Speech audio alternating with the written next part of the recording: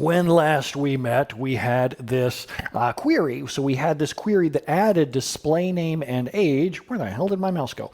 Just added display name and age to this query, and display name and age are not on the index. So now SQL Server has a choice to make. Should it use the index or not? Well, let's go see what he decides to do. So let's highlight the query and go execute it, and then look at the plan. SQL Server said, oh, you know what I'm going to do? I'm just going to go scan the whole entire table. I'm going to scan the whole entire table. Then I'm going to write down all 150,000 rows of match and go sort them all. SQL Server just flat out ignored the index altogether. Why? Well, let's look at the number of reads that he did to accomplish this query. Let me turn off CPU time because that's getting kind of annoying. So set statistics time off. Whoops, off. That's how you turn off that CPU time there so that it doesn't show up inside the plans. So let's go through and execute it again. Let's run it, and let's see how many reads he did. Now, the number of pages in the table is really predictable no matter how many rows you're reading or how many rows you need. It's different, of course, if I do a top 10, for example. Now, Sukhveer says he thought it would do an index seek first, and it didn't. And Z already wants to change the database. Z's like, oh, just change the database to match my query. Who has time for that? Yeah, I can tell how your DBA feels about you right there. So SQL Server said a table scan here is more efficient because it does less reads. What if I tell SQL Server, hey, trust me, listen, buddy, I want you to use this index with index equals, and before I used one, a numeric hint works really well. A numeric hint works really well if you know the index ID. I don't know the index ID of anything but the clustered index. So I can use the name, though. I can say, trust me, SQL Server, I want you to use the index on last access date and ID. He goes, okay. But you're not going to like that. Well, Kevin says, where can I find more info on not using IX as a best practice? Literally, I learned it from Eric Darling like a month ago. I was reading Eric's blog post, and he's like, why are people putting in IX at the beginning of their indexes? And I was like, why am I putting IX at the beginning of my indexes? Why would I do that? It doesn't make any sense.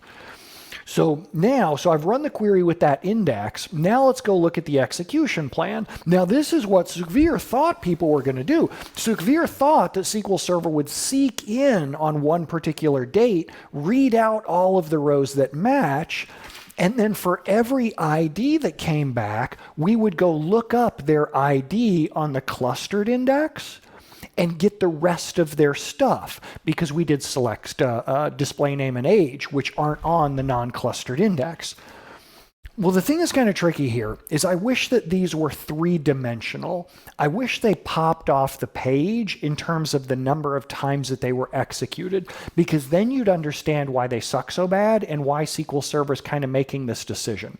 What you have to do is you have to hover your mouse over the key lookup and look at number of executions.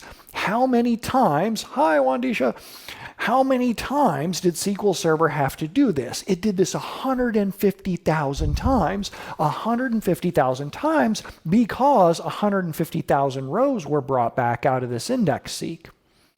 Well, if I asked you to go into the supply closet 150,000 times and go get someone's display name and age, first off, you'd give me the finger.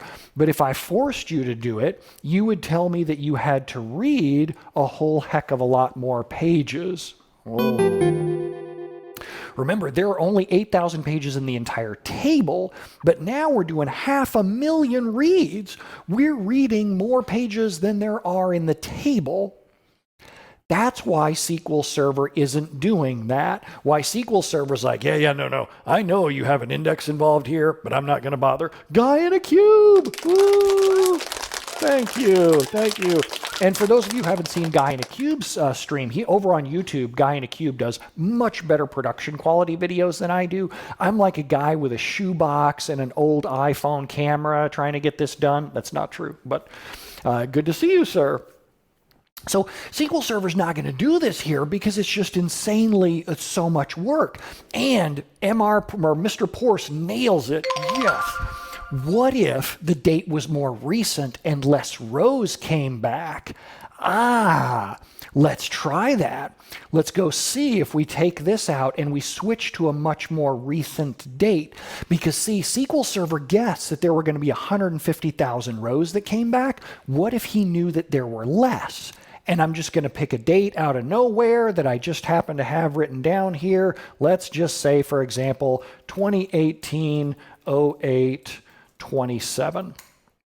So let's say, give me all the people who accessed the system since September 27th of 2018. Even though this is less rows, we're talking about, it's now only bringing back 60,000 rows. SQL Server's still like, no, it's way too much data. Well, what's the most recent date? Let's go with something really, really recent. Oh, I didn't bring last access date. Let me grab that in as well. Last access date, just so that I can see what one of the more recent last access dates is. So let's take the 27th. Oh, oh no, because I scrolled all the way up to the top. Hold on a second here. There we go. So let's go with September 2nd, 09-02. So let's see if we get less rows. We're still, even with just 4,000 rows out of 300,000, even when I'm only bringing back 4,000 rows, SQL Server's like, no, trust me. Better off to just read the whole table. Now that's amazing. We're only bringing back 4,000 rows out of 300,000, and SQL Server's still like, screw you, I'm not using your index. But he's right. If I use the index, if I say with index equals last access date ID, even with just 4,000 rows, I am still reading more pages than there are in the table. Because every time you do this, you're going to the office supply closet and doing more logical reads. You got to get to a really small number of rows to avoid this thing that we call the tipping point, the point where it makes more sense to just scan the whole entire table. So let's go with the next day and go CX. Oh, and I'm going to take off the index hint. So just take off the index hint altogether. Now SQL Server's like, yeah, okay, as it turns out, I'll use the index, but I don't actually expect any rows to come back. This concept, the tipping point, is surprisingly low. I've seen cases where less than 1/3 of the percent of the table is involved, and SQL Server's still like, screw you, I'd rather scan the whole thing. Indexes make the most sense when what you're looking for is extremely selective. Now, I don't want to just get down to 0 rows. Let's show you something that actually does have rows, and I get an index seek. But to do it, I'm going to have to go to a fairly recent date and time. I'm going to have to go all the way out here to a few hours before the data dump was taken. And now SQL Server's willing to do an index seek versus last access date. Nibble Ninja, did you miss this? Yes, you did. Any other questions? So now that we're looking at this fairly recent date, if I look at this, now SQL Server says, well, I only expect 700 rows to come out of here. And because 700 rows come back, then I know I'm only going to have to do this key lookup like 700 times. The less rows that you're using, the more likely it is that SQL Server is going to use that index because he knows that less key lookups will be done. Sukhvir says, what about a top, for example? Exactly. The more that you can reduce the number of rows that you're bringing back, the more likely it is that you're going to get the index seek plus key lookup combination. This concept, the tipping point, is so important when SQL Server has to make the decision between using an index versus not using an index. And SQL Server has to figure this out without reading the table. Oh, this is so much fun. This is just insane to me. It's so cool how SQL Server has to make these decisions. So check this out. I'm going to tell SQL Server, I want you to forget everything you know. I'm going to tell SQL Server, go free proc cache, meaning forget every execution plan that you have in memory right now. You usually shouldn't do this in production. You'd have to do it every now and then. But I'm just going to free the plan cache, and I'm going to do it. What? Thank you, guy in a cube. Oh, awesome. Thank you, sir.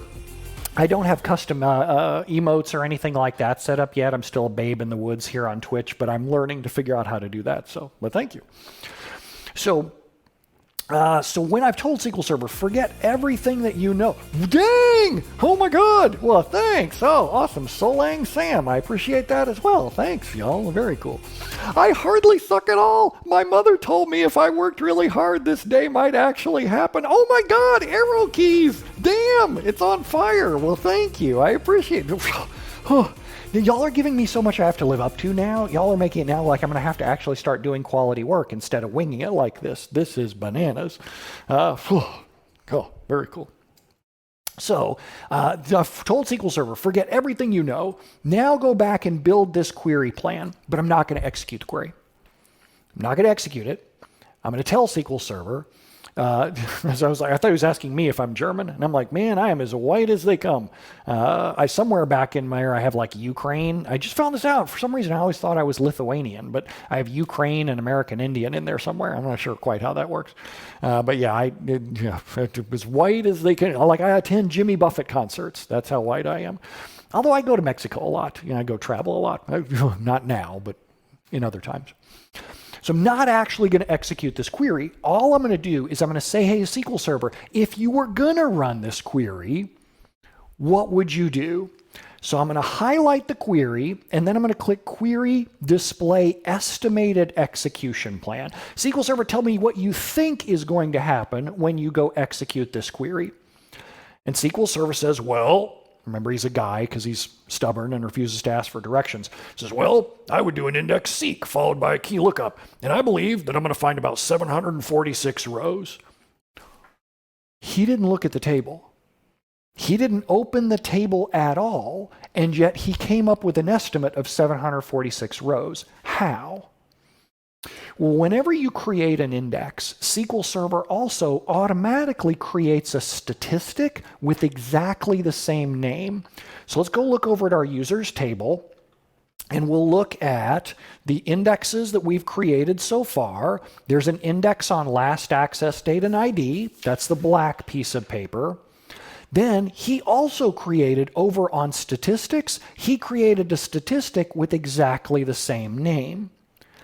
A statistic is one 8K page with metadata. It just tells SQL Server what to expect to find when you open this index. And Red Baron says, or Red BE says, but those stats should have been up to date, right? Yes, and they are. 746 rows is actually correct. I'm going to go run the query just so that you can see it. So 746 rows is beautifully bang on. If I hover my mouse over here, SQL Server expected to find 740 some rows, and he actually did. So that works absolutely perfectly. But so what's inside there? What's inside those statistics on last access date? You can actually query them. Now I'm going to show you something that you probably are never going to have to use in real life.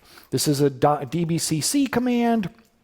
It's last access date ID. Welcome to the club, Wufflebug and Goof Off and cranky old friendly person. At least you're not dirty, you're just cranky, so that's kind of cool.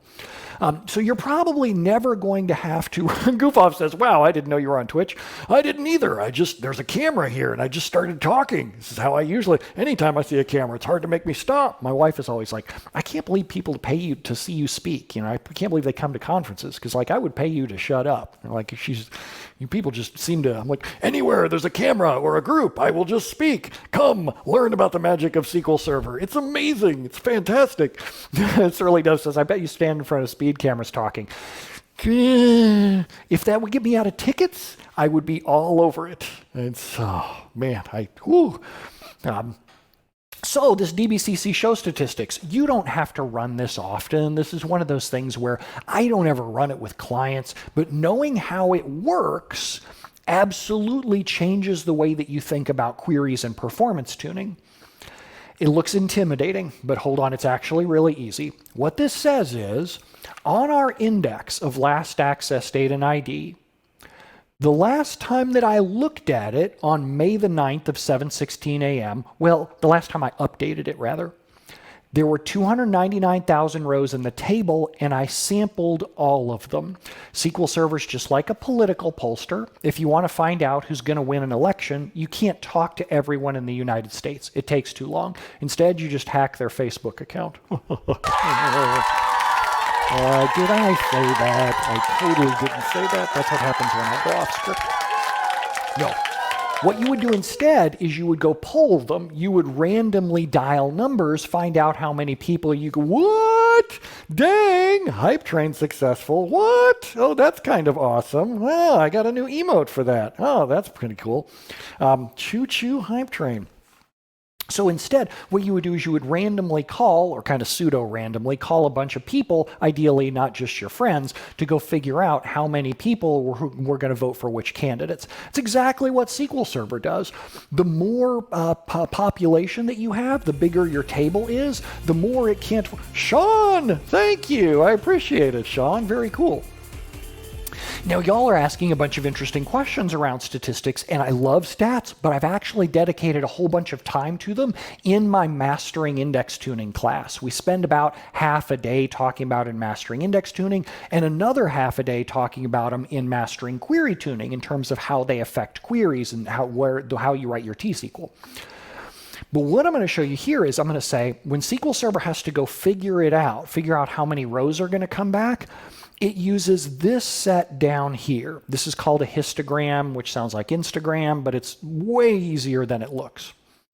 What this is it's a series of up to 201 buckets that describe your data. The first bucket is August the 1st, 2008 at around midnight, so you can tell when Jeff Atwood and crew started working on Stack Overflow. This is the first user that they created who never logged in again. For August the 1st of 2008, there is exactly one row in that bucket. The next bucket is for all of the dates in between August the 1st to November the 27th. It's not an even date range. It's not an even population. As you look down through this list, the buckets are kind of lumpy. That's on purpose. SQL Server's trying to paint the best picture that it can of your data, and it only has one 8K page with which to do that. So he tries to sketch out as good as he can with 201 buckets how your data is shaped out.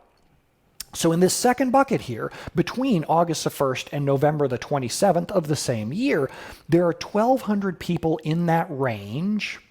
There's only one person with a last access date exactly equal to this, which makes sense. It's a last access date on a website. It's not like all of us log in at exactly the same time.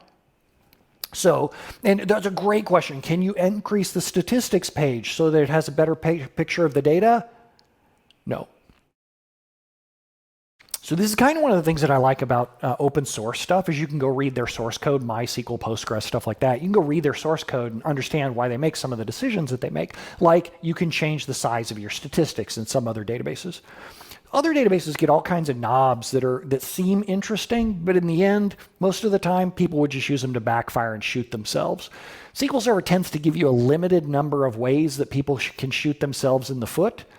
I find still a lot of you have busted and broken and bloody feet from all the times that you've shot yourself, even though there aren't that many knobs. Y'all are constantly looking around for new knobs to play with. You're like, oh, there's a camp. Can I touch this knob? This looks like cool. And then you get your peanut butter fingers all over the database and things don't perform well. Maybe I would find a use case for changing the statistics. I haven't found that yet. Yes, Nibble Ninja, you are exactly correct.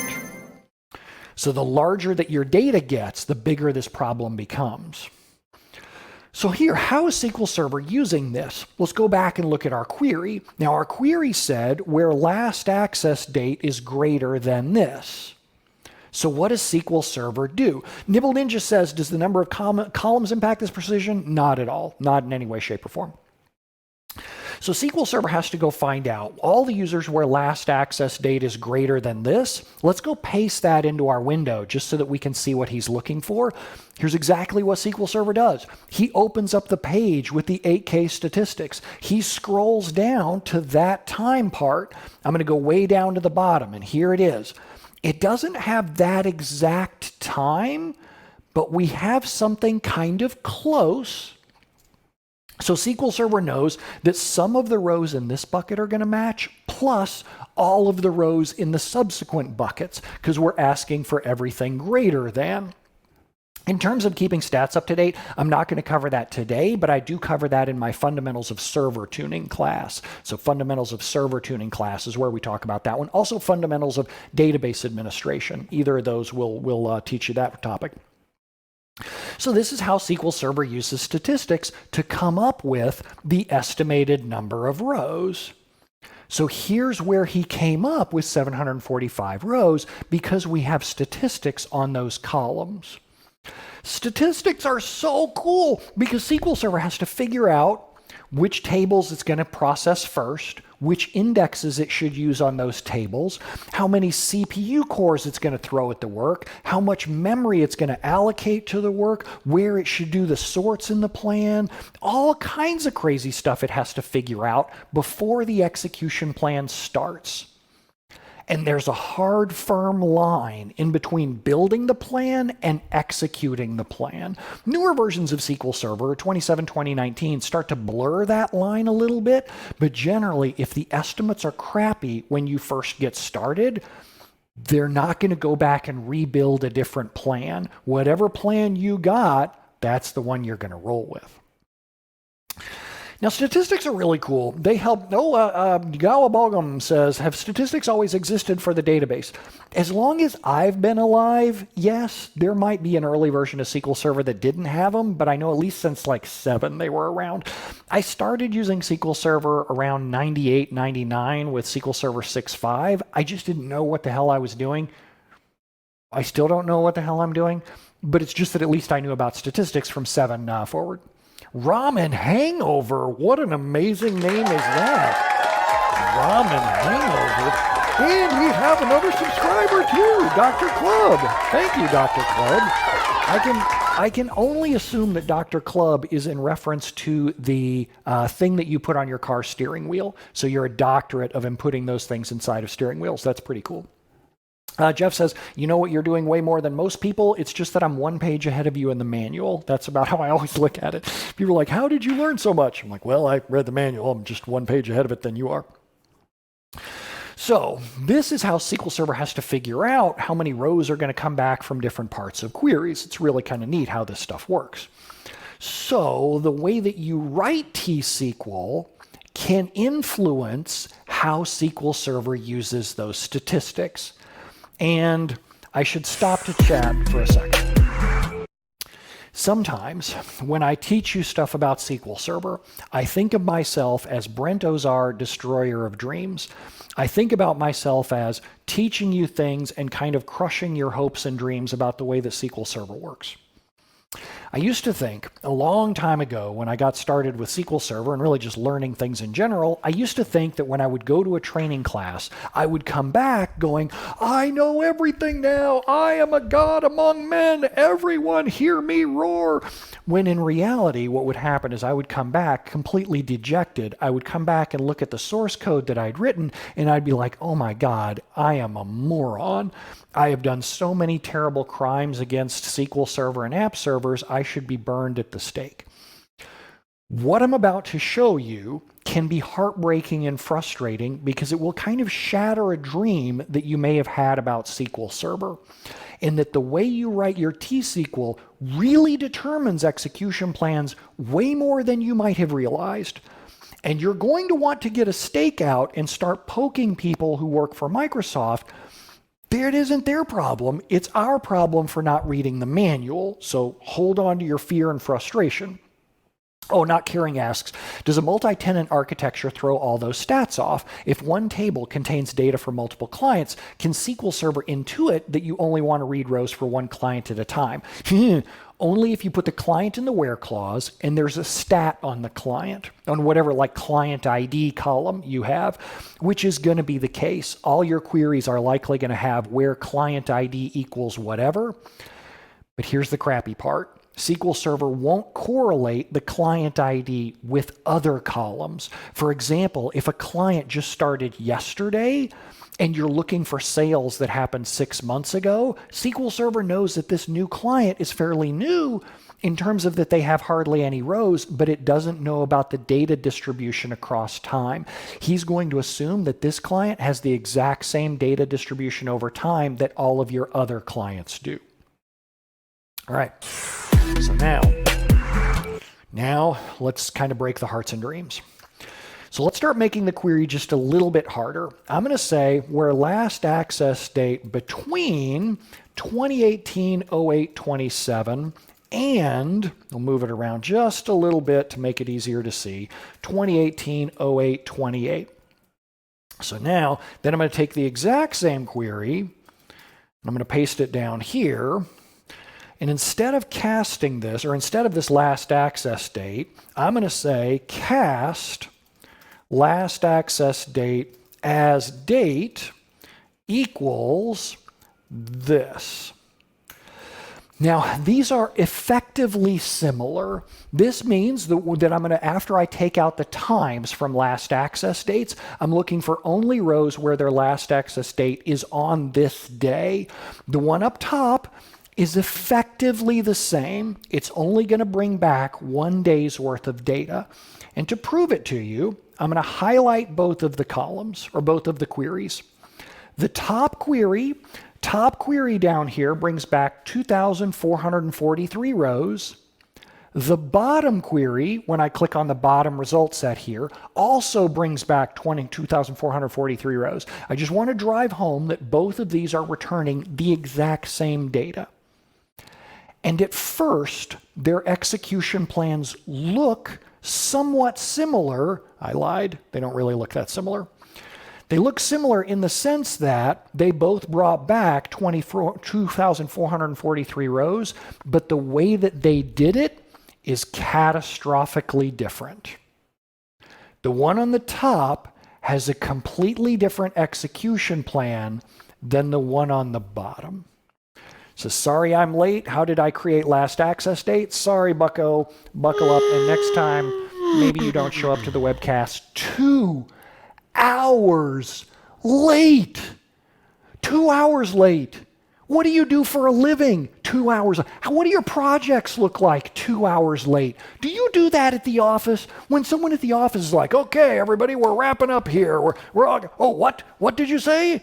Come on, man. Give me, no. No. Not going to happen here.